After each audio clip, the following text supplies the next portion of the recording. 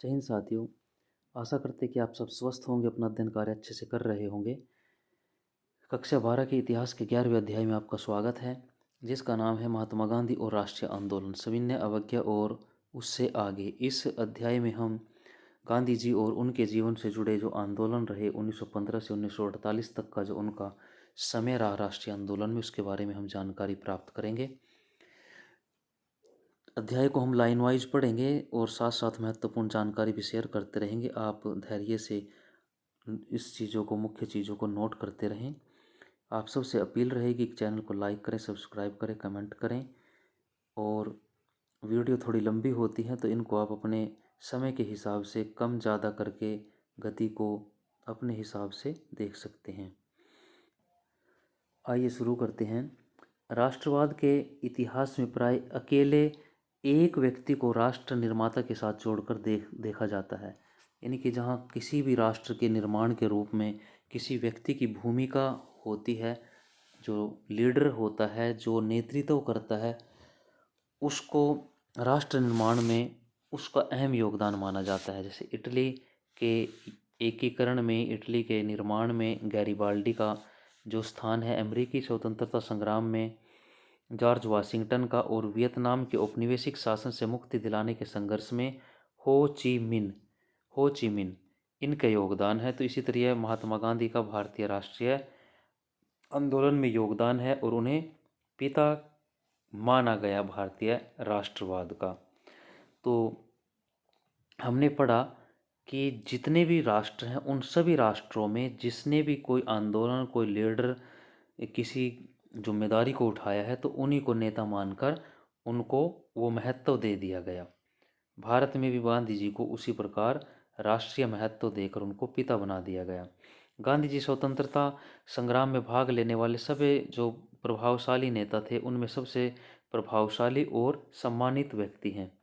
ऊपर दिया गया विश्लेषण गलत नहीं है। वाशिंगटन और हो ची मिन की तरह गांधी जी का राजनीतिक जो जीवन वृत्त है, समाज ने ही संवारा और नियंत्रित किया जिसमें वे रहते थे। यानी कि जो भी नाम हमने पढ़े, इनको सबको नोट करना आपने, कौन सा व्यक्ति किस राष्ट्र से जुड़ा है और उनका क्या योगदान किस विषय में। तो इसको जो जीवन है इनका, महात्मा गांधी की तरह ही इनका जो जीवन है वो उसी समाज ने संवारा जिसमें वो रहते थे। तो समाज उनके साथ था तभी वो महान हुए। कोई व्यक्ति कि चाहे कितना भी महान क्यों ना हो, वह न केवल इतिहास बनाता है बल्कि स्वयं भी इतिहास द्वारा बनाया जाता है। यानी कि जिन नामों को हमने पढ़ा, या और भी कोई नाम हो सकते हैं जो महान हम कहते हैं, तो उन्होंने न केवल इतिहास बनाया, इतिहास तो लिखा ही, उन्होंने अच्छा कार्य किया, लेकिन स्वयं इतिहास द्वारा भी उन्हें बनाया गया। आज हम जिनके बारे में पढ़ रहे हैं वो इतिहास में दर्ज हैं, इतिहास ने उनको वो स्थान सम्मान दिया, तभी आज हम उनके बारे में पढ़ रहे हैं। गांधी जी, गैरिबाल्डी या वाशिंगटन, जो भी नाम आप पढ़ते हैं, और भी बहुत सारे नाम हैं ऐसे, हर देश के साथ इसी प्रकार जुड़े हुए हैं क्योंकि इतिहास में वो दर्ज हैं। बहुत सारे ऐसे, अगर हम अपने आंदोलन की बात करें, लगभग 7,35,000, आप 7.5 लाख के करीब आप ये मान लीजिए कि राष्ट्र के लिए स्वतंत्रता संग्राम में लोगों ने अपनी जीवन की आहुति दे दी। ये लिखित हैं, जो कहीं ना कहीं किसी न किसी रूप में दर्ज हैं। अज्ञात हो सकता है इससे भी ज़्यादा हो, जो अननोन हो, जिनको हम नहीं जानते, लेकिन उनका नाम कहीं नहीं है, कोई इतिहास में उनका स्थान नहीं है। इतिहास उनको नहीं बना पाया। क्यों? क्योंकि इतिहास उन्होंने कर्म हो सकता है बहुत ज़्यादा किया, राष्ट्र के लिए कुर्बानियाँ दी, बलिदान दिया, फांसी के फंदों पर झूल गए, बहुत सारे अननोन अज्ञात व्यक्ति हैं, लेकिन इतिहास में उनको कहीं भी कोई सम्मान, नाम कुछ भी प्राप्त नहीं हुआ, क्योंकि इतिहास ने उनको नहीं बनाया, इतिहास में उनका नाम दर्ज नहीं हो पाया। तो कोई भी व्यक्ति जो महान है, इतिहास ने भी उनको गढ़ा है, इतिहास ने भी उनको बनाया है, तभी आज हम उनको पढ़ रहे हैं, क्योंकि इतिहास में वो दर्ज हैं। बहुत सारे ऐसे हैं जो कहीं भी दर्ज नहीं हैं। इस अध्याय में 1915 से 48 का जो महत्वपूर्ण काल है, उसमें भारत में गांधी जी के जो गतिविधि हैं उनका विश्लेषण हम करेंगे। भारतीय समाज के विभिन्न हिस्सों के साथ साथ उनके संपर्क, जो अलग अलग वर्ग समुदायों के साथ उनका जो एक संपर्क था, नेतृत्व और लोकप्रिय संघर्षों की छानबीन इस अध्याय में हम करेंगे। यह अध्याय विद्यार्थी के समक्ष अलग अलग प्रकार के जो स्रोत हैं उनको भी रखता है, जिसका अधिकतर इस्तेमाल इतिहासकार एक नेता के जीवन वृत्त और एक सामाजिक आंदोलन से जुड़ा हुआ मानता है, उसके पुनर्निर्माण में करते हैं। तो यहाँ गांधी जी के बारे में वो सब चीज़ें हम जानने का प्रयास करेंगे। राष्ट्र के प्रत्येक वर्ग के साथ उनका क्या संबंध था, कैसे लोग उनके साथ जुड़े, वो सब कुछ जानने का यहाँ प्रयास करेंगे।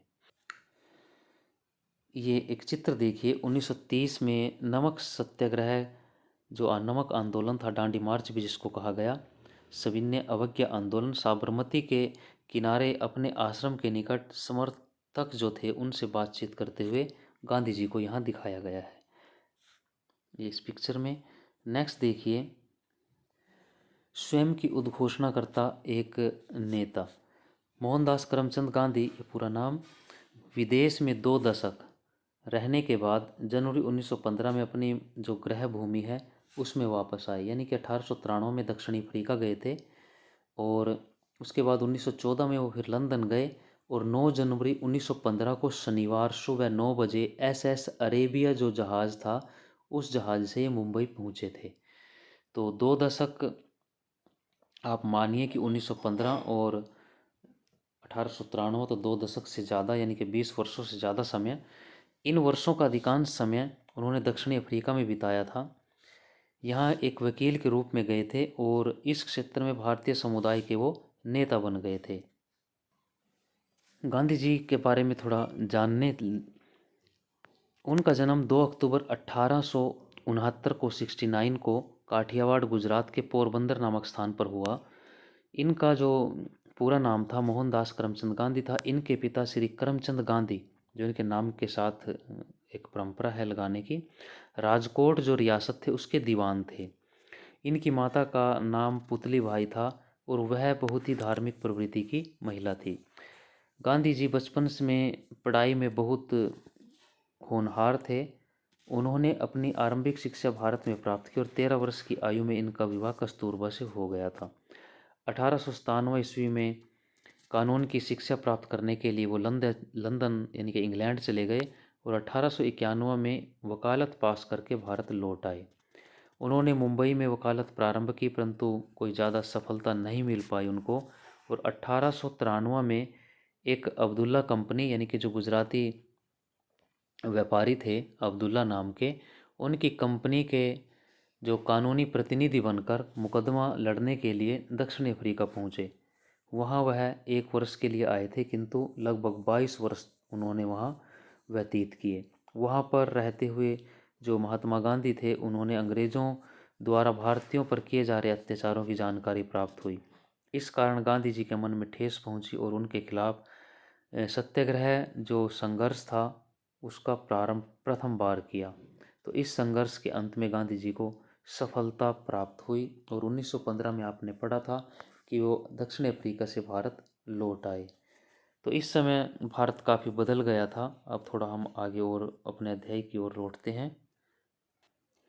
जैसा कि प्रसिद्ध इतिहासकार चंद्रन देव नेसन ने टिप्पणी की कि दक्षिणी अफ्रीका ने ही गांधी जी को महात्मा बनाया, क्योंकि वहाँ वो सफल हुए अपने सत्याग्रह में, अन्याय के खिलाफ, रंगभेद की नीति के खिलाफ, भारतीयों के खिलाफ जो वहाँ अंग्रेजी सरकार का एक दमनकारी या भेदभावपूर्ण रवैया था उसके खिलाफ सफलता मिली। दक्षिण अफ्रीका में ही महात्मा गांधी ने पहली बार सत्याग्रह के रूप में की गई जो अहिंसात्मक विरोध की अपनी विशिष्ट तकनीक का इस्तेमाल किया। अहिंसात्मक जो गतिविधियाँ थी उनकी, वह महात्मा गांधी ने सबसे पहले अपनी इस तकनीक का प्रयोग दक्षिणी अफ्रीका में किया था। विभिन्न धर्मों के बीच सौहार्द बढ़ाने का प्रयास किया। उच्च भारतीय लोगों को निम्न जाति और महिलाओं के प्रति जो भेदभाव का बर्ताव वो करते थे उसके प्रति उनको समझाया, चेतावनी दी। तो 1915 तक जब गांधी जी भारत आए तो उस समय का जो भारत था 1893 के भारत से बहुत भिन्न था। यानी कि जब 1893 में भारत से बाहर गए और 1915 में जब लौट कर आए तो भारत अपेक्षाकृत बहुत भिन्न था, बहुत बदल चुका था पहले की अपेक्षा। यद्यपि यह एक ब्रिटिश उपनिवेश था, उस समय भी ब्रिटिश उपनिवेश था और आज भी ब्रिटिश उपनिवेश था, लेकिन यह राजनीतिक दृष्टि से कहीं अधिक सक्रिय हो गया था। राजनीतिक एक चेतना आ गई थी। अधिकांश प्रमुख शहर और कस्बों में भारतीय राष्ट्रीय कांग्रेस की स्थापना हो गई थी। 1885 में राष्ट्रीय कांग्रेस की स्थापना हो गई थी। तो धीरे धीरे करके सभी गांव शहरों तक इसका एक नेटवर्क बढ़ता चला गया। 1905 से 7 के स्वदेशी आंदोलन के माध्यम से इसने व्यापक रूप से मध्यम वर्ग के बीच अपनी अपील का विस्तार कर लिया था। 1905 में लॉर्ड कर्जन द्वारा बंगाल का विभाजन किया गया था। तो उसके बाद स्वदेशी और बहिष्कार जो आंदोलन चले थे उसमें कांग्रेस ने आम लोगों के बीच में अपना जो एक दायरा था बहुत अधिक बढ़ा लिया था। इस आंदोलन ने कुछ अन्य प्रमुख नेता जो थे उनको भी जन्म दिया इसी आंदोलन ने। जैसे महाराष्ट्र में बाल गंगाधर तिलक और बिहार में बंगाल में विपिन चंद्रपाल और पंजाब में लाला लाजपत राय, तीनों को ही लाल बाल पाल के नाम से जाना जाता है।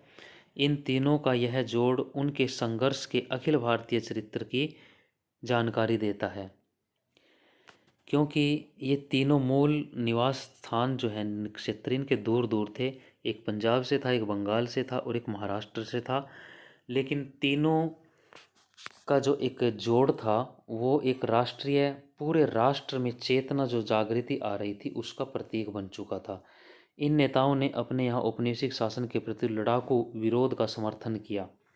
वहीं उदारवादियों का एक समूह था जो क्रमिक लगातार प्रयास करते रहने के विचार का हिमायती था। यानी कि जो उदारवादी और जो उग्रवादी थे या गर्म दल के लोग थे तो ये विचारों से उग्र थे। इनका मतलब ये नहीं था कि किसी को मारो काटो, लेकिन विचार इनके उग्र थे, प्रतिरोध के तरीके अलग थे। तो उदारवादी जो थे वो क्रमिक धीरे धीरे और लगातार प्रयास करते, एप्लीकेशन देने, रिक्वेस्ट करना, प्रार्थना करना, सभाएं करना, उनके माध्यम से परिवर्तन चाहते थे। लेकिन क्रांति जो ये गर्म दल के लोग थे ये थोड़े उग्र थे, असहयोग करते थे, उनका विरोध करना, इनकी जो नीतियां थी उदारवादियों से अलग थी। इन उदारवादियों में गांधी जी का जो मान्य राजनीतिक परामर्शदाता गोपाल कृष्ण गोखले के साथ मोहम्मद अली जिन्ना थे। तो यहाँ इसको भी नोट करें, गांधी जी के जो राजनीतिक परामर्श या एक गुरु थे, राजनीतिक गुरु गांधी जी के, वो गोपाल कृष्ण गोखले थे। इसको नोट करें आप। जो गांधी जी की ही तरह गुजराती मूल के लंदन में जो मोहम्मद अली जिन्ना थे वो भी गुजरात के ही थे। तो ये सारे लंदन में प्रशिक्षित वकील थे, सारे वकील थे ये जो लंदन से पढ़ के आए थे। तो गोखले ने गांधी जी को 1 वर्ष तक ब्रिटिश भारत की यात्रा करने की सलाह दी कि आप पहले पूरे भारत का भ्रमण करें, देखें कि देश में क्या है, जिससे वे देश की भूमि और लोगों को जान सके। तो उनकी एक यहाँ पिक्चर दी हुई है, ये चित्र देखिए आप। ये दक्षिणी अफ्रीका के जोहानसबर्ग में महात्मा गांधी फरवरी 1908 में ये उनका एक चित्र दिया हुआ है। तो नेक्स्ट देखिए, सबसे पहली जो सार्वजनिक उपस्थिति है 1916 में बनारस हिंदू विश्वविद्यालय के उद्घाटन समारोह में हुई महात्मा गांधी की। बनारस हिंदू विश्वविद्यालय का उद्घाटन समारोह जो था 4 फरवरी से 8 फरवरी 1916 को हुआ था। 4 फरवरी से 8 फरवरी तक इसके जो अध्यक्ष थे लॉर्ड हार्डिंग थे और 4 फरवरी को वो यहाँ आए थे। लेकिन गांधी जी 6 फरवरी को गांधी जी ने यहाँ भाषण दिया था, 6 फरवरी 1916 को। इस समारोह में आमंत्रित व्यक्तियों में राजा और मानव प्रेमी थे जिनके द्वारा दिए गए दान से बनारस हिंदू विश्वविद्यालय की स्थापना में योगदान मिला था। वो सभी वहाँ मौजूद थे जिन्होंने योगदान दिया इस बनारस हिंदू विश्वविद्यालय की स्थापना में। इस समारोह में एनी बेसेंट भी थी। कांग्रेस के कुछ महत्वपूर्ण नेता भी वहाँ उपस्थित थे। इन प्रतिष्ठित व्यक्तियों की तुलना में गांधी जी अपेक्षाकृत अज्ञात थे, क्योंकि इस समय तक गांधी जी को कोई नहीं जानता था। 1915 में तो भारत लौटे थे और 1916 की ये घटना है। उन्हें यहाँ भारत के अंदर उनकी प्रतिष्ठा के कारण नहीं बुलाया गया था, क्योंकि भारत में उनको कोई ज़्यादा नहीं जानते थे। लेकिन दक्षिणी अफ्रीका में उनके द्वारा किए गए जो कार्य हैं उनके आधार पर इनको यहाँ बुलाया गया था, क्योंकि दक्षिणी अफ्रीका में जो कार्य इन्होंने किए वो यहाँ भी लोगों के मन में, जो पढ़े लिखे लोग थे उनके सामने आ रहे थे, तो उस वजह से इनको यहाँ आमंत्रित किया गया था। जब गांधी जी की बोलने की बारी आई तो उन्होंने मजदूर गरीबों की ओर ध्यान न देने के कारण भारतीय विशिष्ट वर्ग को आड़े हाथों लिया। जो वहाँ अमीर लोग, भारतीय लोग बैठे थे, सोने चांदी गहने आभूषणों से लदे हुए, तो उनका उन्होंने विरोध किया, उनको कटु शब्दों में उनकी आलोचना की। उन्होंने कहा कि बनारस हिंदू विश्वविद्यालय की स्थापना निश्चय ही अत्यंत शानदार कार्य है, किंतु उन्होंने वहाँ धनी और सजे संवरे भद्र जनों की उपस्थिति और लाखों जो गरीब हैं भारतीयों की अनुपस्थिति, क्योंकि भारतीय आम लोग तो वहाँ थे नहीं, सारे अमीर लोग थे, राजा थे या जमींदार थे, जो बड़े बड़े अमीर साहूकार थे, महाजन थे, उनके बीच की विषमता पर अपनी चिंता प्रकट की। गांधी जी ने विशेष सुविधा प्राप्त आमंत्रित लोगों से कहा कि भारत के लिए मुक्ति तब तक संभव नहीं जब तक आप अपने को इन अलंकरणों से मुक्त न कर लें, जो वो उपाधियां, बड़े बड़े पद और सम्मान ग्रहण किए हुए वहाँ बैठे हुए थे, उन्हें भारत के हम वतनों की भलाई में न लगा दें। जो आपके संसाधन हैं, जो अलंकरण हैं, जो आभूषण हैं आपके, जो आपकी पदवी हैं, जिन पदवियां आप धारण किए हुए हैं, जब तक वो चीज़ें आम लोगों की भलाई में नहीं लगती तब तक भारत के लिए मुक्ति पाना संभव नहीं है, ऐसा गांधी जी ने चेताया।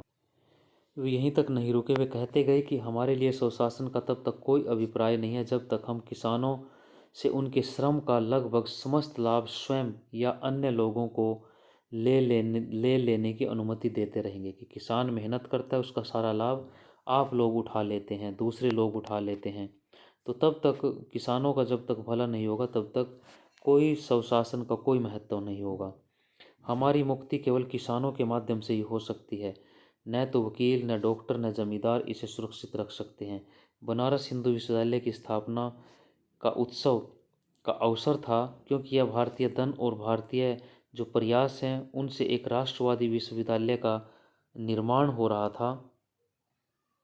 लेकिन गांधी जी ने स्वयं को बधाई देने के सुर में मिलाने, बधाई देने का जो सुर था, जो लोग वहाँ बधाइयाँ दे रहे थे, उस सुर में सुर मिलाने की अपेक्षा लोगों को उन किसानों और कामगारों की याद दिलाना ज़्यादा अच्छा समझा, जो भारतीय जनसंख्या के अधिसंख्या हिस्से का निर्माण करने के बावजूद वहाँ श्रोताओं में अनुपस्थित थे। कि आम लोग, गरीब, किसान, मजदूर, वो तो वहाँ कोई उपस्थित ही नहीं था। तो इनकी उपस्थिति, जो अधिकतम संख्या है जिनके श्रम से आप सब इन पदों पर यहाँ तक पहुँचे हैं, तो उनकी अनुपस्थिति उनको खटकी और इसी वजह से उन्होंने इन पर कटाक्ष किया। एक दृष्टि से फरवरी 1916 में बनारस में गांधी जी का भाषण मात्र वास्तविक तथ्य का ही उद्घाटन था। यहाँ पहले एक चित्र देख लें, ये चित्र दिया हुआ है, ये कराची में महात्मा गांधी मार्च 1916 में, ये कराची का एक चित्र है 1916 का, जिसमें गांधी जी भी आप देख रहे हैं ऊंचाई पर बैठे हुए हैं। भारतीय राष्ट्रवाद वकीलों, डॉक्टरों, जमींदारों जैसे विशेष वर्गों द्वारा निर्मित था। यानी कि जो बनारस में गांधी जी का जो अभिभाषण, जो भाषण था, वो वास्तविक उसका तथ्य उद्घाटन था। अर्थात जो भारतीय राष्ट्रवाद है, उस राष्ट्रवाद का वकील, डॉक्टर, जमींदारों जैसे विशिष्ट वर्गों द्वारा जो निर्मित था, जो अब तक का जो राष्ट्रवाद था उन्हीं तक सीमित था। लेकिन दूसरी दृष्टि से देखा जाए तो यह वक्तव्य उनकी मंशा भी जाहिर करता था। इससे गांधी जी के मंशा और विचारों का पता चलता था। यह भारतीय राष्ट्रवाद को संपूर्ण लोगों का और अधिक अच्छे ढंग से प्रतिनिधित्व करने में जो सक्षम बनाने की गांधी जी की स्वयं की इच्छा की प्रथम सार्वजनिक उद्घोषणा थी। कि प्रथम ऐसा मंच था भारत में जहां गांधी ने अपने जो मंसूबे थे, जो उनके आचार विचार थे, क्या वो करने जा रहे हैं, वो यहाँ जग जाहिर किए। इसी वर्ष के अंतिम माह में गांधी जी अपने नियमों को व्यवहार में लाने का उनको अवसर मिला। दिसंबर 1916 में लखनऊ में वार्षिक बिहार में कांग्रेस में बिहार में चंपारण के आए किसान ने उन्हें वहाँ अंग्रेज़ जो नील उत्पादक हैं उनके अत्याचारों के बारे में बताया। ये जो किसान था इसका नाम राजकुमार शुक्ला था। जो किसान था जो बिहार के चंपारण से आया था, गांधी जी को अंग्रेज़ नील उत्पादकों द्वारा किसानों के प्रति जो कठोर व्यवहार किया जा रहा था उसके बारे में जानकारी, और चंपारण को में गांधी जी को जाने के लिए प्रेरित करने वाला यही व्यक्ति था जिसका नाम था राजकुमार शुक्ला नामक किसान। असहयोग की शुरुआत और अंत देखिए। 1917 का जो अधिकांश समय गांधी जी को किसानों के लिए काश्तकारी की सुरक्षा के साथ साथ अपनी पसंद की फसलें उपजाने की आज़ादी दिलाने में बीता। 1917 के आसपास का समय कि गांधी जी जो किसान थे उनकी जो काश्तकारी थी, खेती बाड़ी से जुड़ी जो समस्याएं थी, उनकी फसल का उचित मूल्य, टैक्स लगान, उन सारी चीज़ों में उनका एक समय बीता। अगले वर्ष 1918 में गांधी जी ने गुजरात में अपने जो गृह राज्य था उनका जन्म स्थान गुजरात, तो 2 अभियानों में वो वहाँ लगे रहे। सबसे पहले उन्हें अहमदाबाद के एक श्रम विवाद में हस्तक्षेप कर कपड़े की जो मिलें थी उनमें काम करने वाले जो मजदूर थे उनको काम करने की बेहतर जो स्थितियां हैं, सुविधाएं हैं, उनकी मांग की, कारखानों में काम करने वाले अहमदाबाद में। इसके बाद उन्होंने खेड़ा में चौपट फसलें होने पर राज्य के जो किसान थे उनका लगान माफ़ करने की मांग की थी। ये 1917 और 18 का समय है। चंपारण, अहमदाबाद और खेड़ा, ये तीन जो उन्होंने किसान मजदूरों के लिए, चंपारण और खेड़ा में किसानों के लिए, और जो अहमदाबाद है, अहमदाबाद में जो मिल कर्मचारी हैं, कारखानों में काम करने वाले, उनकी सुविधाएं और वेतन, काम के घंटे, उन विषय पर आंदोलन थे। तो पहल से गांधी जी एक ऐसे राष्ट्रवादी के रूप में उभरे जिसमें गरीबों के प्रति सहानुभूति थी। ये ऐसे पहले व्यक्ति भारत में इस समय आए थे जो गरीब किसान मजदूर की सोचने लगे थे। इस तरह सभी जो स्थानिक संघर्ष थे, स्थानिक संघर्ष यानी कि किसी स्थान से, छोटे मोटे स्थान से जुड़े हुए, पूरे देश में उनका कोई ऐसा भाव नहीं था, लेकिन इन्हीं स्थानों तक, चंपारण, अहमदाबाद, खेड़ा तक, इन्हीं तक वो सीमित थे, स्थानिक थे, छोटे थे। इसके बाद 1919 में औपनिवेशिक शासकों ने गांधी जी की झोली में एक और मुद्दा डाल दिया जिससे वे कहीं अधिक विस्तृत आंदोलन खड़ा कर सकते थे। एक बहुत बड़े आंदोलन की एक नींव अंग्रेजों ने यहाँ डाल दी। 1914 से 18 तक प्रथम विश्व युद्ध हुआ, आप पता है, आप जानते हैं। तो इस महान युद्ध के दौरान अंग्रेजों ने प्रेस पर प्रतिबंध लगा दिया था। जो अखबार छपते थे, पत्र पत्रिकाएं, साहित्य है, उस सब पर इन्होंने बैन लगा दिया था, रोक लगा दी थी, और बिना जांच के कारावास की अनुमति दे दी थी कि किसी को भी संदेह के दायरे में अरेस्ट किया जा सकता है। अब सर सिडनी रोलेट थे, उसकी अध्यक्षता वाली एक समिति की संतुतियों के आधार पर इस कठोर उपायों को जारी रखा गया है। जो रोलेट एक्ट आप पढ़ते हैं, जैसे मार्शल लॉ लागू कर दी, तो इसके जवाब में गांधी जी ने देश भर में रोलेट एक्ट का जो एक आंदोलन था उसके खिलाफ एक अभियान चलाया। उत्तरी और पश्चिमी भारत के जो कस्बे थे उनमें चारों तरफ समर्थन के लिए दुकानें, स्कूल बंद होने के कारण जीवन सा ठहर गया। पंजाब में विशेष रूप से कड़ा प्रतिरोध हुआ, जहां के बहुत से लोगों ने युद्ध में अंग्रेज़ों के पक्ष में सेवा की थी। वे अपनी सेवा के बदले इनाम की अपेक्षा कर रहे थे, लेकिन इनकी वजह से रोलेट एक्ट पास कर दिया गया था। अब देखिए कि पंजाब में जो कड़ा विरोध हुआ था रोलेट एक्ट का, तो उसमें जैसे जलियांवाला 13 अप्रैल 1919 को, आपने पता है कि जलियांवाला बाग हत्याकांड हुआ था, जिसमें हज़ारों की तादाद में जो भारतीय थे, क्रांतिकारी थे या सत्याग्रही थे, क्रांतिकारी तो नहीं कहेंगे, जो शांतिपूर्वक सत्याग्रह कर रहे थे, उन पर निहत्थे लोगों पर गोलियां चला दी। तो वो हम आगे पढ़ेंगे इसमें। तो यहाँ जो पंजाब में बहुत ज़्यादा इसका विरोध हुआ था, और लोग जो अंग्रेज़ों के साथ थे, अंग्रेज़ों का समर्थन कर रहे थे, उनकी अंग्रेज़ों के पक्ष में सेवा कर रहे थे, तो उसके बदले वो इनाम चाह रहे थे, लेकिन इसकी जगह उन्हें रोलेट एक्ट लागू कर दिया था। और हालांकि यहाँ 1914 से 18 तक प्रथम विश्व युद्ध में भारतीयों ने भी अंग्रेज़ों की हर प्रकार से सेवा की थी। गांधी जी भी ये मानते थे कि हमें अंग्रेज़ों की ज़्यादा से ज़्यादा मदद करनी चाहिए। अंग्रेज़ों के इस युद्ध के समाप्त होने के बाद अंग्रेज़ हमें जो स्वतंत्रता है, जो हमारी मांगे हैं वो प्रदान करेंगे, लेकिन उसके बदले में रोलेट एक्ट ला दिया, सैनिक शासन लागू कर दिया था। पंजाब जाते समय गांधी जी को कैद कर लिया गया, स्थानीय कांग्रेस जनों को गिरफ्तार कर लिया गया और प्रांत की स्थिति धीरे धीरे और भी तनावपूर्ण हो गई। 13 अप्रैल 1919 को अमृतसर में खून खराबे के चरमोत्कर्ष पर पहुंच गई, जब एक अंग्रेज जो ब्रिगेडियर थे उन्होंने राष्ट्रवादी सभा पर गोलियां चलाने का हुक्म दिया।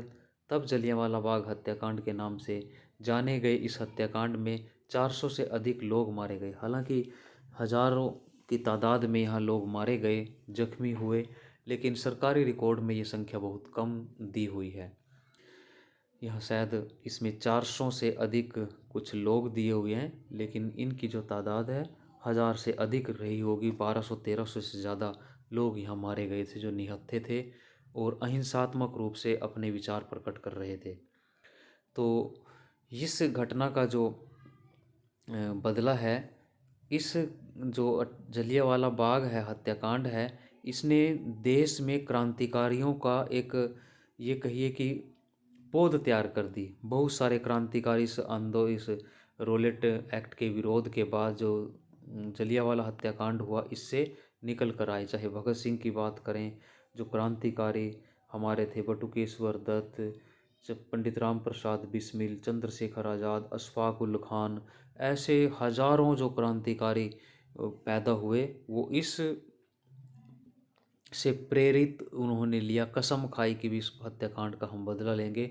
और ऐसे ही जो एक और व्यक्ति थे शहीद उधम सिंह कंबोज, जिन्होंने 21 वर्ष के बाद 1940 में जो पंजाब के तत्कालीन लेफ्टिनेंट गवर्नर थे माइकल ओडवायर, उनको लंदन जाकर उन्हीं के घर में गोलियों से भून दिया था। तो ये ऐसे ऐसे क्रांतिकारी इस का परिणाम थे जो 13 अप्रैल 1919 को जलियांवाला बाग हत्याकांड के बाद। तो रोलेट एक्ट से ही गांधी जी एक सच्चे राष्ट्रीय नेता के रूप में उभरे। इसकी सफलता से उत्साहित होकर गांधी जी ने अंग्रेजों के शासन के खिलाफ असहयोग अभियान चलाने की मांग करती, जो भारतीय उपनिवेशवाद का खात्मा करना चाहते थे। उनसे आग्रह किया गया कि वे स्कूल, कॉलेज, न्यायालय ना जाएं, न कर चुकाएं। तो यहाँ ये थी कि जब थोड़ा सा और हम इसको जानें कि ये जो घटना थी, इसमें अंग्रेज़ कोई ज़्यादा नहीं थे भारत में। अंग्रेज़ जनरल डायर था जो आदेश दे रहा था, लेकिन अन्य जो सैनिक थे वो सारे भारतीय सिपाही थे, भारत के लोग थे। और वही आगे उन्हीं के माता पिता, उन्हीं के देश के लोग आगे बैठे जिन पर गोलियां वो चला रहे थे। तो उनमें से कोई भी, किसी का भी दिमाग नहीं सरक पाया। और सारे नियमों में इतने बंधे हुए थे, किसी का दिमाग में पागलपन का भूत सवार नहीं हुआ कि कोई एक गोलियां आगे चला रही है, उनमें से कोई एक व्यक्ति पीछे भी चला दे, जो जनरल डायर था उस पर भी चला दे। तो कमजोरियां हमारी भी रही हैं कि अंग्रेज़ कोई ज़्यादा नहीं थे, मुट्ठी भर अंग्रेज़ थे। और हमारी संसाधनों से, हमारा पैसा, हमारे संसाधन, हमारी ज़मीन, हमारा सारा आम लोग, सेना, सिपाही, वो सब हमारे खिलाफ ही प्रयोग करते चले गए। तो यहाँ भारतीयों को भी आज भी हमें इस विषय पर सोचना चाहिए। इतिहास से हमें सबक लेना चाहिए। इतिहास सबक नहीं हम लेंगे तो इतिहास अपने आप को फिर दोहराएगा।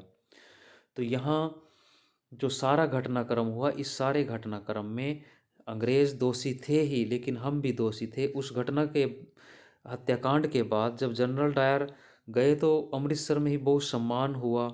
बहुत सारे जो उस समय उनके पिट्ठू थे, गुलाम थे, उनकी चापलूसी करते थे, उन्होंने उनको सम्मानित किया। किसी ने भोजन करवाया, किसी ने सिरोपा भेंट किया, तलवारें भेंट की, पता नहीं क्या क्या उनको भेंट किया, पैसे भेंट किए। तो ये भी हमारे में से ही थे। इन्हीं की वजह से जो अंग्रेज़ हैं वो इतने लंबे समय तक भारत में टिके रहे। तो जितना उनके खिलाफ संघर्ष करने वाले क्रांतिकारी थे, राष्ट्रवादी थे, उनसे ज़्यादा उनके समर्थक लोग थे। इसी वजह से वो इतने लंबे समय तक भारत में भारतीयों को ही मारते रहे, उन पर अत्याचार करते रहे और अपने शासन को एक अजय घोषित करते रहे। तो ये सारी जो घटनाएं हैं इसी प्रकार जुड़ी रही। और इस हत्याकांड का आप मानिए कि एक नवयुवक ने 1919 से और 1940 में जाकर बदला लिया। तो इतना लगभग आप ये मानिए कि 21 वर्ष तक कोई व्यक्ति इतने प्रतिशोध की ज्वाला में धधका होगा, और वहाँ जाकर उन्होंने उन्हीं के घर में इन अंग्रेज़ों को मारने का एक प्रयास किया। तो कैसे महान व्यक्ति वो रहे हैं, तो उनकी वजह से ये देश स्वतंत्र हुआ, जिनको इतिहास में शायद वो सम्मान या स्थान नहीं मिला जो उनको मिलना चाहिए था। और आग्रह किया कि वे स्कूल कॉलेज न्यायालय ना जाएं, कर न चुकाएं, सभी को अंग्रेजी शासन के साथ सभी ऐच्छिक संबंधों का परित्याग कर देना चाहिए, अंग्रेज़ों का पूरी तरह से असहयोग कर दे, किसी भी प्रकार का सरकारी स्कूल कॉलेज संस्थान अदालत सभी जगह आप जाना बंद कर दें। गांधी जी ने यदि असहयोग ढंग का ठीक ढंग से पालन किया जाए, गांधी जी ने कहा था, तो हम 1 वर्ष के भीतर स्वराज्य प्राप्त कर लेंगे। ऐसा गांधी जी ने कहा था कि अगर हम ठीक ढंग से असहयोग करें तो 1 साल के अंदर हम आज़ादी पा लेंगे। तो इसका परिणाम ये हुआ, इस स्टेटमेंट से सभी जो विद्यार्थी थे स्कूल छोड़ दिए, सरकारी नौकरियां लोगों ने छोड़ दी कि भाई 1 साल के अंदर हमारा अपना राज होगा, अंग्रेज़ चले जाएंगे यहाँ से। तो अपने संघर्ष का और विस्तार करते हुए उन्होंने खिलाफत आंदोलन को साथ जोड़ लिया, जो हाल ही में तुर्की शासक कमाल जो अतातुर्क द्वारा समाप्त किए गए सर्व इस्लामवाद के खिलाफ के प्रतीक जो खलीफा थे उसकी पुनर्स्थापना की मांग कर रहे थे। तो यहाँ सबसे पहले हम असहयोग के बारे में थोड़ा सा जान लेते हैं। असहयोग आंदोलन चलाने के जो कारण देखें, वो कारण प्रथम विश्व युद्ध के प्रभाव था। अगर हम असहयोग आंदोलन के कारणों को जानें, प्रथम विश्व युद्ध का प्रभाव था कि प्रथम विश्व युद्ध में भारतीयों ने अंग्रेजों का साथ दिया था। युद्ध काल में भारत का जो कर्ज है 411 करोड़ से 781 करोड़ हो गया था। अनाज बहुत महंगा हो गया था, वस्तुओं के दाम बढ़ गए थे, अनाज कपड़े में कमी आ गई थी। युद्ध के बाद सरकार ने सैनिक मजदूरों की छंटनी शुरू कर दी। साथ ही अकाल और प्लेग से लगभग 120 से 130 लाख लोग मारे गए। ये सारी परिस्थितियां जन असंतोष को पैदा कर रही थी भारत में। तो प्रथम विश्व युद्ध का जो परिणाम था उसने गांधी जी को मजबूर किया असहयोग आंदोलन चलाने के लिए। दूसरा रोलेट एक्ट था, अभी आपने पढ़ा कि विश्व युद्ध के दौरान अंग्रेजों ने प्रेस पर प्रतिबंध लगा दिया था। शक के आधार पर किसी को भी जेल डाल दिया जा सकता था। भारतीय ने इसका विरोध किया, इसे काला कानून कहा। कोई भी किसी को भी कि बिना किसी वकील के, दलील के, अपील के कोई भी अधिकार जो थे वो सारे समाप्त कर दिए थे। तो इसके बाद जलियांवाला बाग हत्याकांड हुआ कि जो स्थानीय नेता थे डॉक्टर सत्यपाल की और डॉक्टर किचलू, इनको अरेस्ट कर लिया गया। तो उसी विरोध में 13 अप्रैल 1919 को जलियांवाला बाग में सभा हुई थी, तो जिसमें बिना किसी पूर्व सूचना के लोगों के ऊपर गोलियां दाग दी गई। उसके बाद खिलाफत जो आंदोलन था, खिलाफत आंदोलन को अगर हम पढ़ें तो खिलाफत आंदोलन हम यहाँ भी साथ में पढ़ेंगे कि प्रथम विश्व युद्ध में तुर्की का जो खलीफा था वो हार गया था अंग्रेज़ों से, और 1920 में उसके साथ अपमानजनक संधि की गई थी। तो भारतीय मुसलमानों में असंतोष था। मोहम्मद अली और शौकत अली के नेतृत्व में अंग्रेज़ जो सरकार विरोधी और खलीफा के समर्थन में आंदोलन चला रहे थे। तो गांधी जी ने इस मुद्दे को पर अपना सहयोग दिया और हिंदू मुस्लिम एकता को स्थापित करने का प्रयास किया।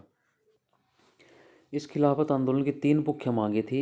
एक, पहले की ओटोमन जो साम्राज्य है तुर्की जिसको कहेंगे, इसके सभी जो इस्लामिक पवित्र स्थान है वो खलीफा का उन पर अधिकार रहने दिया जाए। दूसरा, जजीरात अल अरब यानी कि अरब, सीरिया, इराक, फिलिस्तीन या इस्लामी प्रभुसत्ता जो थी, धार्मिक जो नेता मानते थे तुर्की को खलीफा मानते थे, उसके अधीन रहे। और तीसरा था कि खलीफा के अधीन इतने क्षेत्र हों कि वह इस्लामी जगत के विश्वास को सुरक्षित बनाए रखने में समर्थ हो। तो इसी को आगे बढ़ाने के लिए 1918 में खिलाफत कमेटी का गठन किया गया था।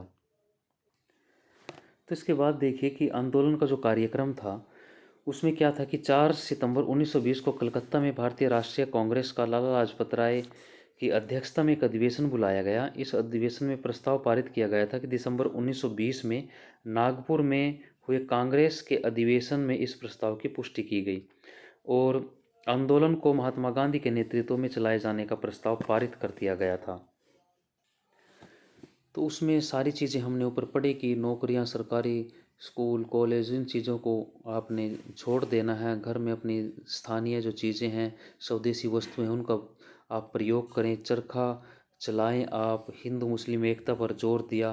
तो ये सारी चीज़ें इसके कार्यों में, रचनात्मक कार्यों में आई, प्रगति हुई आंदोलन में। तो इसके बाद जो है पूरे देश में विदेशी वस्त्रों की जो होली जला दी गई। चरखा, खादी स्वतंत्रता के प्रतीक बन गए थे। तो इसका प्रयोग 1905 में जब बंगाल का विभाजन हुआ, उन चीज़ों इस चीज़ों का प्रयोग वहाँ भी हुआ था। स्वदेशी और बहिष्कार आंदोलन आपने पढ़ा था। तो इस पूरे आंदोलन के दौरान हिंदू मुसलमानों में अभूतपूर्व एकता दिखाई दी। और 17 नवंबर 1921 को जब प्रिंस ऑफ वेल्स जो है, ब्रिटिश शासन का जो एक उत्तराधिकारी था, मुंबई आए, तो भारतीयों ने उसका स्वागत काले झंडों से किया। देश भर में हड़ताल की और दिसंबर 1921 में अहमदाबाद में कांग्रेस के वार्षिक अधिवेशन में आंदोलन को और तेज करने का निर्णय लिया गया।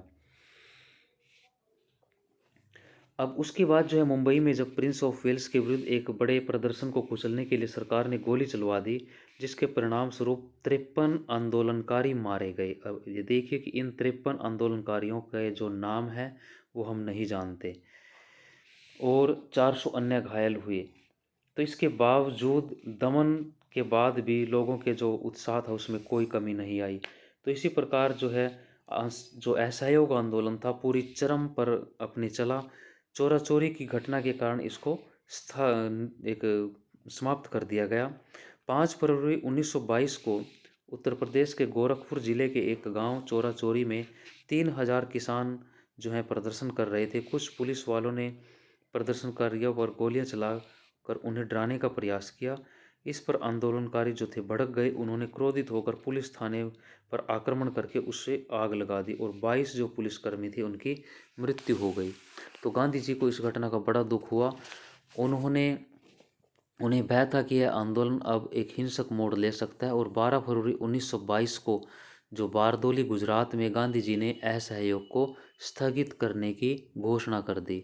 हालांकि उनके इस असहयोग को स्थगित करने का जो निर्णय था उसकी सभी लोगों ने आलोचना की। सुभाष चंद्र बोस, जवाहरलाल नेहरू, लाला लाजपत राय जैसे जितने भी राष्ट्रवादी जो आंदोलनकारी थे उन सब ने कटु आलोचना गांधी जी की थी। इस कारण गांधी जी की लोकप्रियता में कुछ कमी आई, और इसी का लाभ उठाकर सरकार ने 10 मार्च 1922 को उन्हें गिरफ्तार कर लिया और 6 वर्ष की सज़ा उनको सुना दी देशद्रोही का मुकदमा चलाकर। लेकिन सरकार ने उन्हें 2 वर्ष बाद ही रिहा कर दिया। तो ये हमारा असहयोग आंदोलन और खिलाफत आंदोलन थे। देखिए यहाँ दिया हुआ है खिलाफत आंदोलन क्या था। खिलाफत आंदोलन 1919-20 मोहम्मद अली और शौकत अली के नेतृत्व में भारतीय मुसलमानों का एक आंदोलन था। इस आंदोलन की निम्नलिखित मांगे थी कि पहले के जो ओटोमन साम्राज्य है, ओटोमन तुर्की का साम्राज्य के सभी जो इस्लामी पवित्र स्थानों पर तुर्की जो सुल्तान है, खलीफा का नियंत्रण बना रहे। जजीरात, ये हमने अभी पढ़ा था, ये सारे उसके अधीन रहें। खलीफा के पास इतने अधिकार हों कि वह इस्लामी विश्वास को सुरक्षित रखने के योग्य बना सके। कांग्रेस ने इस आंदोलन का समर्थन किया। गांधी जी ने भी इसे असहयोग के साथ मिलाने की कोशिश की, लेकिन यह शायद कांग्रेस और गांधी जी की एक बहुत बड़ी गलती थी, जो क्योंकि खिलाफत आंदोलन शुद्ध रूप से एक धार्मिक आंदोलन था, और वो भी भारत से बाहर का, तुर्की के लिए। अब तुर्की का भारत से कोई ऐसा वास्ता नहीं था। तुर्की हमें खाने को नहीं दे रहा था, तुर्की से हमें कोई वास्ता नहीं था। लेकिन मुसलमान जो भारत के थे तुर्की को अपना धार्मिक नेता मानते थे। एक धार्मिक आंदोलन के शुद्ध जो राष्ट्रीय आंदोलन था उससे जोड़कर एक गलती शायद कांग्रेस ने उस समय की, और उसी का परिणाम शायद भारत विभाजन भी उसी का एक परिणाम या परिणति रहा है। एक लोकप्रिय आंदोलन की तैयारी। गांधी जी को आशा थी कि असहयोग को खिलाफत के साथ मिलाने के 2 प्रमुख जो धार्मिक हिंदू और मुसलमान मिलकर अंग्रेजी शासन का अंत कर देंगे। इन आंदोलनों ने इससे एक लोकप्रियता तो कार्रवाई के बहाव में उन्मुक्त कर दिया। ये औपनिवेशिक चीज़ें भारत में बिल्कुल भी अभूतपूर्व थी, क्योंकि इससे पहले इस प्रकार भारत में आंदोलन नहीं हुए थे। विद्यार्थियों द्वारा चलाए गए जो स्कूल कॉलेजों में जाना छोड़ दिया विद्यार्थियों ने, वकीलों ने अदालतों में जाना छोड़ दिया। जो कई कस्बों और नगरों में श्रमिक वर्ग हड़ताल पर चढ़ गया। सरकारी आंकड़ों के अनुसार 1921 में 396 हड़तालें हुई जिसमें 6 लाख श्रमिक शामिल थे। इससे 70 लाख जो कार्य दिवस हैं, अगर इनको दिन के हिसाब से देखें तो 70 लाख एक व्यक्ति के हिसाब से जोड़े कार्य दिवस का नुकसान हुआ। देहात भी यानी कि गांव भी, ग्रामीण क्षेत्र असंतोष से आंदोलित थे। उत्तरी आंध्र की पहाड़ियां जनजातियों ने वन्य कानूनों की अवहेलना शुरू कर दी। अवध में किसानों ने कर नहीं चुकाए। कुमायूं में किसानों ने औपनिवेशिक अधिकारियों का सामान ढोने से मना कर दिया। इन विरोध आंदोलनों को कभी कभी स्थानीय राष्ट्रवादी नेतृत्व की अवज्ञा करते हुए कार्यान्वित किया गया। किसान, श्रमिक और अन्य ने इनकी अपने ढंग से व्याख्या की। औपनिवेशिक शासन के साथ असहयोग जो आंदोलन था, उसके लिए उन्होंने ऊपर के निर्देशों पर टिके रहने की बजाय अपने हितों से मेल खाते तरीकों पर कार्रवाई शुरू कर दी थी। यानी कि ऊपर से क्या आदेश चले हैं, क्या करना क्या नहीं करना, लेकिन समस्या गांव तक, आम आदमी तक वो सारी चीज़ें नहीं पहुंच पाई, क्योंकि उस समय मोबाइल, इंटरनेट, अखबार, शिक्षित आबादी ऐसा ज़्यादा विषय नहीं था। तो जो व्यक्ति जिस समस्या से पीड़ित था उसी के खिलाफ उसने आक्रोश धारण कर लिया। चाहे किसान, श्रमिक, मजदूर कोई भी था, सब जिस समस्या से पीड़ित थे उसी के खिलाफ उन्होंने असहयोग करना शुरू कर दिया था। जो ऊपर से आदेश थोड़े बहुत आते थे उन पर टिके रहना उनके लिए कोई विषय नहीं था। तो वो अपने हितों से मेल खाते हुए तरीके इस्तेमाल कर रहे थे और नाम असहयोग और खिलाफत आंदोलन था। यानी कि खिलाफत और आंदोलन, जो असहयोग आंदोलन था, ऊपर नाम उनका था लेकिन नीचे जो व्यक्ति जिस चीज़ से पीड़ित था उसका विरोध कर रहा था। कोई राष्ट्र का विषय सब जगह नहीं था। महात्मा गांधी के अमेरिकी जीवन लेखक लुई फिशर ने लिखा कि उनकी एक बुक है, life of Mahatma Gandhi book है, उसमें लिखा उन्होंने, महात्मा असहयोग महात्मा भारत और गांधी के जीवन के एक युग का ही नाम हो गया था, ऐसा उन्होंने लिखा। असहयोग शांति की दृष्टि से नकारात्मक किंतु प्रभाव की दृष्टि से सकारात्मक था। कि अगर परिणाम शांति की दृष्टि से देखें तो मान लो नुकसान हुआ, नकारात्मक था, लेकिन प्रभाव इसका सकारात्मक। इसके लिए प्रतिवाद, परित्याग, अनुशासन सभी कुछ आवश्यक थे। प्रतिवाद का मतलब विरोध, परित्याग, त्याग देना चीज़ों को, स्वशासन, स्व अनुशासन जो था। तो यह जो स्वशासन था उसके लिए एक प्रशिक्षण था, एक ट्रेनिंग लोगों को दी गई। ये मानिए कि ये एक आने वाले समय के लिए लोगों को एक ट्रेनिंग का एक केंद्र बन गया था। 1857 के विद्रोह के बाद पहली बार असहयोग आंदोलन में अंग्रेज़ों की नींव हिला दी थी। 1857 के बाद कोई ऐसा बड़ा आंदोलन या विरोध अंग्रेज़ों के सामने नहीं था, तो इस आंदोलन ने अंग्रेज़ों की चूल्हे हिला दी। फरवरी 1922 में गांधी जो समूह था एक किसानों को, उसने संयुक्त चोरा चोरी में एक हिंसात्मक गतिविधि को अंजाम दिया। हमने अभी पढ़ा था। ये एक चित्र देखिए कि इस चित्र में असहयोग आंदोलन 1922 में विदेशी वस्त्रों को इकट्ठा किया जा रहा है और उनमें आग लगाई जा रही है। आग लगाने के लिए कपड़ों को इकट्ठा कर रहे हैं, तो यहाँ ये दिखाया गया है। तो इसमें देखिए कि चोरा चोरी का जो एक क्षेत्र था उस पर पुलिस स्टेशन पर हमला कर दिया था। इस हत्याकांड में जो 22 पुलिस वाले थे उनकी हमने अभी जिक्र किया था, उनकी मृत्यु हो गई। इस हिंसात्मक कार्रवाई से गांधी जी को यह आंदोलन वापस लेना पड़ा और जोर दिया कि किसी भी तरह की उत्तेजना को निहत्थे या एक से अधिक भीड़ की दया पर निर्भर व्यक्तियों की घृणित हत्या के आधार पर उचित नहीं ठहराया जा सकता। तो असहयोग आंदोलन के दौरान हजारों भारतीयों को जेल में डाल दिया गया था और गांधी जी को भी स्वयं राजद्रोह के आरोप में 1922 में मार्च में जेल में डाल दिया गया था। जो जज थे, जज CN ब्रूमफील्ड, उन्हें सज़ा सुनाते हुए एक महत्वपूर्ण भाषण भी दिया। जज की टिप्पणी थी कि इस तथ्य को नकारना असंभव होगा कि मैंने आज तक जिनकी जांच की है या करूंगा, आप उनसे भिन्न श्रेणी के हैं। कि भी मैंने बहुत सारे लोगों के मुकदमे सुने, आप उनसे अलग हैं। इस तथ्य को नकारना असंभव होगा कि आपके लाखों देशवासियों की दृष्टि में आप एक महान देशभक्त और नेता हैं। यहाँ तक कि राजनीति में जो लोग आपसे भिन्न मत रखते हैं उन उन वे भी आपको उच्च आदर्श और पवित्र जीवन वाले व्यक्ति के रूप में देखते हैं। गांधी जी ने कानून की अवहेलना की थी। उस न्यायपीठ के लिए गांधी जी को 6 वर्षों की सजा सुनाया जाना आवश्यक था, लेकिन जज जो ब्रूमफील्ड था, इसको नोट करना, ने कहा कि यदि भारत में घट रही घटनाओं की वजह से सरकार के लिए सजा के इन वर्षों में कमी या आपको मुक्त करना संभव हुआ तो उससे मुझे बहुत ज़्यादा कोई प्रसन्नता नहीं होगी। मतलब मुझे बहुत ज़्यादा प्रसन्नता होगी अगर सरकार आपकी इन सज़ा को, इस जो आपको सज़ा दी गई है उसमें कोई कमी करती है, आपको मुक्त करती है, जेल से रिहा करती है, तो मुझे बहुत ज़्यादा खुशी होगी कि भाई मैं सज़ा, क्योंकि नियमों के हिसाब से बंधा हूँ तो मुझे सज़ा देनी पड़ रही है, तो इस वजह से मुझे इस चीज़ का दुख है, लेकिन मुझे नियमों की पालना करनी, लेकिन सरकार आपकी सज़ा को माफ़ करती है तो मुझे सबसे ज़्यादा खुशी होगी। ऐसा उन्होंने कहा ब्रूमफील्ड ने। जन नेता 1922 तक गांधी जी एक राष्ट्रवाद को एकदम परिवर्तित कर दिया। इस प्रकार फरवरी 1916 में बनारस हिंदू विश्वविद्यालय में अपने भाषण में जो उन्होंने वायदा किया था उसको पूरा कर दिया था। अब यह व्यावसायिक बुद्धिजीवियों का आंदोलन नहीं रह गया था।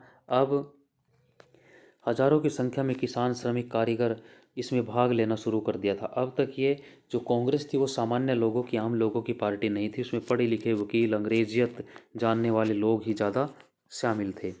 इनमें से कई गांधी जी के प्रति आदर व्यक्त करते थे और उन्हें महात्मा कहने लगे थे। महात्मा, अधिकतर जो जो प्रमाणिक बुक्स हैं उनमें इतिहासकारों के अनुसार जो महात्मा शब्द है उसका सबसे पहले प्रयोग प्राण जीवन मेहता ने किया था। प्राण जीवन मेहता ने 1910 में इसका सबसे पहले प्रयोग किया था, परंतु सामान्यतः यही माना जाता है, आम पढ़ने को यही मिलता है कि जो गुरु रविंद्रनाथ टैगोर हैं उन्होंने गांधी जी को सबसे पहले महात्मा कहा था। तो इसको भी आप नोट करना। उन्होंने इस बात की प्रशंसा की कि गांधी जी उन्हीं की तरह के वस्त्र पहनते हैं, आम लोग उन्हीं की तरह रहते हैं, उन्हीं की भाषा बोलते हैं, अन्य जो नेता हैं उनकी तरह सामान्य जनसमूह से अलग नहीं खड़े होते, बल्कि वे सहानुभूति रखते हैं और उनसे घनिष्ठ संबंध स्थापित कर लेते हैं। तो आम लोग इस वजह से उनके साथ जुड़ते चले गए, क्योंकि उनकी भाषा आम लोगों की भाषा थी, पहनावा उनका आम लोगों का था। भाषा, पहनावा, खान पान, खादी, वस्त्र, सारी चीज़ जो हैं, भीड़ से वो अलग नहीं रहते थे। जैसे कांग्रेस के अन्य जो नेता इस समय के होते थे, एक अलग ही वो अपने आप को मानते थे, लेकिन गांधी जी उनसे अलग थे। तो इस वजह से आम आदमी उनसे जुड़ता चला गया। सामान्य जन के साथ इस तरह की पहचान उनके वस्त्रों में विशेष रूप से परिलक्षित होती है कि अगर कोई व्यक्ति, दो व्यक्ति हैं, अमीर व्यक्ति हैं, स्वर्ण जातियों से हैं, आम लोगों के बीच में आते हैं, लेकिन एक का पहनावा उनसे अलग है, एक का पहनावा उनसे मिलता जुलता है, तो वो जिसका पहनावा उनसे मिलता जुलता है उसके साथ आत्मीयता से, भावनात्मक रूप से स्वयं ही जुड़ जाते हैं। तो गांधी जी ने ऐसा ही किया। चरखे के साथ महात्मा गांधी भारतीय राष्ट्रवाद की सर्वाधिक स्थायी पहचान बन गए थे। 1921 में दक्षिणी भारत की यात्रा के दौरान गांधी जी ने अपना सिर मुंडवा लिया, यानी कि गंजे हो गए, और गरीबों के साथ अपना तादात्म्य स्थापित करने के लिए उन्होंने सूती वस्त्र पहनना प्रारंभ कर दिया था। इसको भी नोट करना। 1921 में दक्षिणी भारत की यात्रा के दौरान उनका यह नया रूप तपस्या और संयम का प्रतीक बन गया था। ये ऐसी विशेषताएं थी जिनका गांधी जी आधुनिक विश्व की उपभोक्तावादी संस्कृति के प्रति उत्तर में गुणगान करते थे। यानी कि जो उपभोक्तावादी अंग्रेजियत जो फल फूल रही थी उसके विरोध में गांधी जी का एक नया रूप यहाँ था। अब नेक्स्ट देखिए, जहाँ अन्य राष्ट्रवादी जो पश्चिमी शैली के सूट और भारतीय जो बंद गला जो औपचारिक वस्त्र पहनते थे, वही गांधी जी आम लोगों के बीच साधारण धोती में जाते थे। अन्य भारतीयों में और गांधी जी में अंतर था कि अन्य पश्चिमी शैली के सूट पहनते थे, भारतीय जो हैं वो बंद गला जैसे औपचारिक कोट पहनते थे, तो लेकिन गांधी जी सामान्य धोती पहनते जो आम लोगों का एक पहनावा था।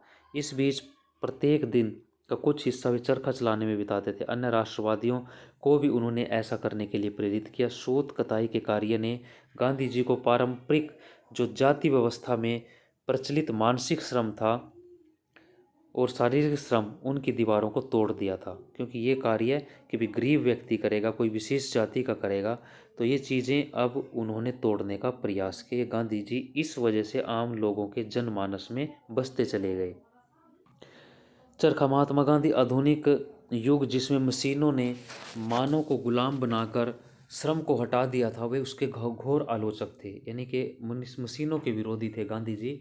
उन्होंने चरखा को एक ऐसे मानव समाज के प्रतीक के रूप में देखा जिसमें मशीनों और प्रौद्योगिकी को बहुत महिमा मंडित नहीं किया गया, उनका ज़्यादा गुणगान नहीं किया गया। हालांकि चरखा भी एक मशीन थी, लेकिन उससे किसी का रोजगार नहीं गया।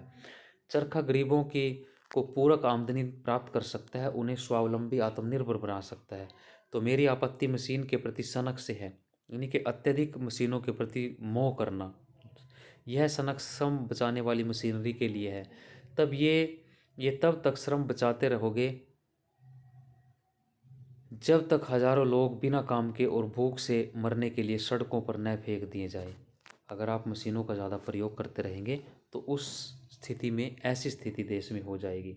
मैं मानव समुदाय के किसी एक हिस्से के लिए नहीं, बल्कि सभी के लिए श्रम और समय को बचाना चाहता हूँ। मैं धन का केंद्रीयकरण कुछ ही लोगों के हाथों में नहीं, बल्कि सभी के हाथों में करना चाहता हूँ। ये यंग इंडिया 13 नवंबर 1924 को उन्होंने यंग इंडिया में इस प्रकार का लेख लिखा था, जो यहाँ दिया हुआ है। इतिहासकार हामिद अमीन ने एक मंत्रमुग्ध कर देने वाला अध्ययन अपने में स्थानीय प्रेस के जो ज्ञात रिपोर्ट अफवाहों के जरिए उत्तर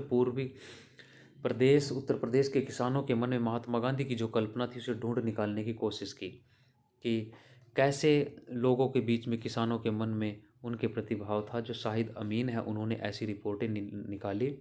फरवरी 1921 में जब वे इस क्षेत्र से गुजरे तो हर जगह भीड़ ने उनका बड़े प्यार से स्वागत किया। उनके भाषणों के दौरान कैसा माहौल था, इस पर गोरखपुर के एक हिंदी समाचार पत्र ने रिपोर्ट लिखी। क्या लिखा उसने? भटनी में गांधी जी ने स्थानीय जनता को संबोधित किया, भटनी स्थान का नाम। उसके बाद ट्रेन गोरखपुर के लिए रवाना हो गई। नूनखार, देवरिया, गोरी बाजार, चोरा चोरी, कुसुमही स्टेशन पर 15 से 20 हजार से लोग कम नहीं थे गांधी जी को देखने के लिए। महात्मा जी कुसुमिही के दृश्य को देखकर बहुत प्रसन्न हुए। उन्होंने जंगल के बीच स्थित होने के बावजूद उस स्टेशन पर 10,000 से कम लोग नहीं थे। प्रेम में अभिभूत होकर कुछ लोग रोते हुए देखे गए। देवरिया में लोग गांधी जी को भेनी यानी कि दान देना चाहते थे, किंतु उन्होंने उनसे गोरखपुर में दान देने को कहा। लेकिन चोरा चोरी में एक जो मारवाड़ी सज्जन थे, उन्होंने किसी तरह उन्हें कुछ दे दिया। उसके बाद यह क्रम रुका नहीं, एक चादर फैला दी गई जिस पर रुपए सिक्कों की बारिश होने लगी। यह दृश्य था। गोरखपुर स्टेशन के बाहर महात्मा एक ऊंची गाड़ी पर खड़े हो गए और लोगों ने कुछ मिनटों के लिए उनके दर्शन किए।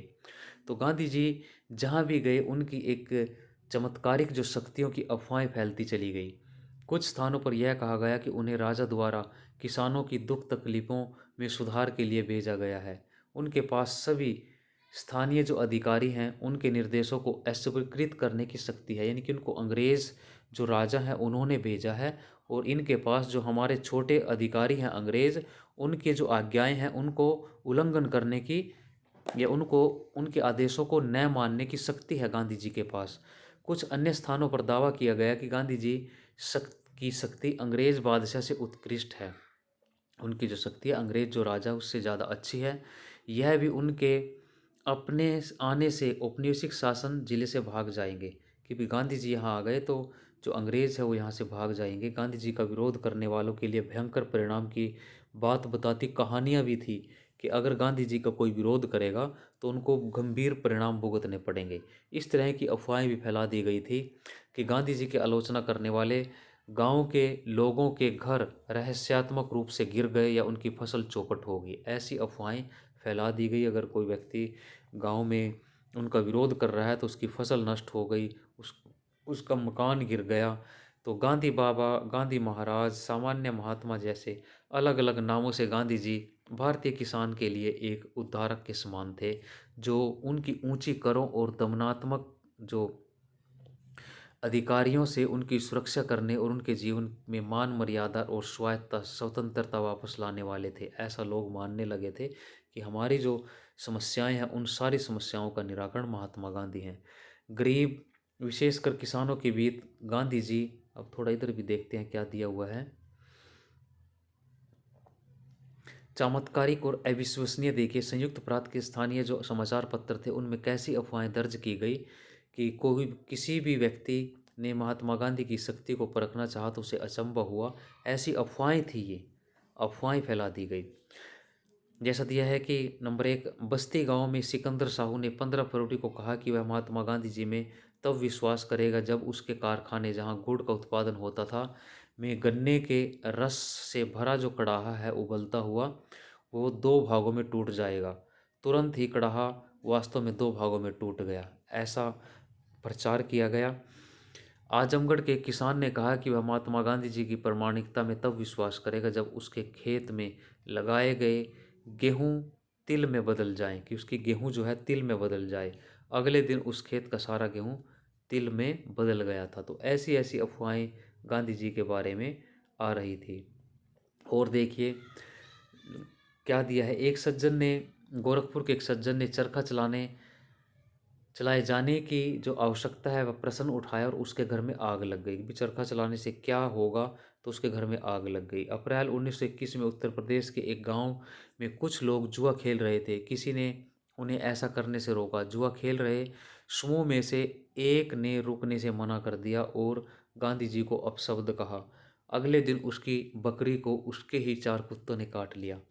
गोरखपुर के एक गांव में किसानों ने शराब पीना छोड़ने का निश्चय किया। एक व्यक्ति जब अपने निश्चय पर कायम नहीं रहा तो जब वह शराब की दुकान की तलाश में जा रहा था तो उसके रास्ते में रोड़ों की बरसात होने लगी, ईंटों की बरसात होने लगी। जो ही उसने गांधी जी का नाम लिया और रोड़ों की बरसात रुक गई। तो ऐसा जो शाहिद अमीन है, गांधी जी एज महात्मा, सबाल्टन स्टडीज़, तृतीय ऑक्सफोर्ड यूनिवर्सिटी प्रेस दिल्ली, यहाँ से इस प्रकार की शाहिद अमीन ने रिपोर्टें प्रकाशित की थी। तो ये जो सारी बातें थी ये सारी अफवाहें थी, वास्तव में ऐसा कुछ नहीं था। लेकिन जब कोई दुखी व्यक्ति होता है उसको कहीं से सहारा लगता है तो उसको भगवान का दर्जा मान लेता है। कुछ जैसे चंपारण, अहमदाबाद, खेड़ा आंदोलन में किसान मजदूरों के जो हित थे उनमें उनको सफलता मिली, तो उससे इस प्रकार की अफवाहें फैला दी गई। अपील उनकी सात्विक जीवन शैली और उनकी धोती चरखा ये प्रतीक के विवेकपूर्ण प्रयोग से बहुत बल मिला लोगों के मन में। जाति से महात्मा गांधी एक व्यापारी और पेशे से वकील थे, लेकिन उनकी जो सादी जीवन शैली और हाथों से काम करने के प्रति उनका जो लगाव था उससे गरीब जो श्रमिक है उसके प्रति अधिक सहानुभूति रखते थे। और बदले में वे लोग गांधी जी से समानुभूति रखते थे। जहां अधिकांश अन्य उन्हें राजनीतिक, उन्हें कृपा की दृष्टि से देखते थे, वहीं वे उन्हें केवल जैसा दिखने और केवल उन्हीं उन्हें अच्छी तरह समझने और उनके जीवन के साथ स्वयं को जोड़ने के लिए सामने आते थे। तो अन्य नेताओं में और उस गांधी जी में ये अंतर था। महात्मा गांधी का जन अनुरोध निस्संदेह कपट से मुक्त था और भारतीय राजनीति के संदर्भ में तो बिना किसी पूर्व उदाहरण के वह कहा जा सकता है कि राष्ट्रवाद के आधार को और व्यापक बनाने में उनकी सफलता का राज उनके द्वारा सावधानी पूर्वक किया गया संगठन था, जो उन्होंने संगठन तैयार किया। भारत के विभिन्न भागों में कांग्रेस की नई शाखाएं खोली गई। रजवाड़े जो राजा होते थे उनमें राष्ट्रवादी आंदोलन को बढ़ावा देने के लिए प्रजामंडलों की स्थापना की गई, इसको भी नोट करना। गांधी जी ने राष्ट्रवादी संदेश का प्रचार अंग्रेजों शासकों की अंग्रेजी भाषा की जगह मातृभाषा में प्रोत्साहित किया। जो देसी भाषा थी हमारी, इस प्रकार कांग्रेस की प्रांतीय समितियां ब्रिटिश सरकार की कृत्रिम जो सीमाएं थी उसकी अपेक्षा भाषाई क्षेत्रों पर आधारित थी। इससे अलग अलग जो तरीके थे उनमें राष्ट्रवाद देश के सुदूरवर्ती क्षेत्रों में फैलता चला गया। इसमें वे सामाजिक वर्ग भी शामिल थे जो इससे पहले अछूत थे, जिनको कभी कोई सम्मान नहीं दिया जाता था, वो भी इसमें शामिल हो रहे थे। अब तक कांग्रेस के समर्थकों में कुछ ही महत्वपूर्ण जो समृद्ध व्यापारी थे, उद्योगपति शामिल थे। भारतीय उद्यमियों ने यह बात जल्दी समझ ली और उनके जो अंग्रेज प्रतिद्वंदी आज जो लाभ पा रहे हैं, स्वतंत्र भारत में ये चीज़ें समाप्त हो जाएंगी। जैसे जी.डी. बिरला जैसे जो उद्योगपति थे उन्होंने राष्ट्रीय आंदोलन का खुला समर्थन किया, जबकि अन्य ने ऐसा मौन रूप से किया, यानी कि नीचे नीचे किया, खुलकर सामने नहीं आए लेकिन सहायता की। इस प्रकार गांधी जी ने के जो समर्थक थे उनमें अमीर गरीब उद्योगपति दोनों ही प्रकार के लोग थे। हालांकि किसानों द्वारा गांधी जी का अनुसरण करने के कारण उद्योगपतियों के कारणों से कुछ भिन्न और संभवतः परस्पर विरोध था, क्योंकि इनके हित आपस में टकराते थे, किसानों के, उद्योगपतियों के, गरीबों के। लेकिन फिर भी अलग अलग कारणों से वो एक दूसरे के साथ विरोध रखते हुए भी गांधी जी से जुड़े रहे। हालांकि महात्मा गांधी का स्वयं बहुत अधिक महत्वपूर्ण भूमिका थी इस कार्य में। गांधीवादी राष्ट्रवाद का जो विकास है बहुत हद तक उनके अनुयायियों पर निर्भर करता है। 1917-1922 के बीच भारतीयों के एक बहुत प्रतिभाशाली वर्ग ने स्वयं को गांधी जी से जोड़ लिया था। इसमें महादेव देसाई, वल्लभ भाई पटेल, जे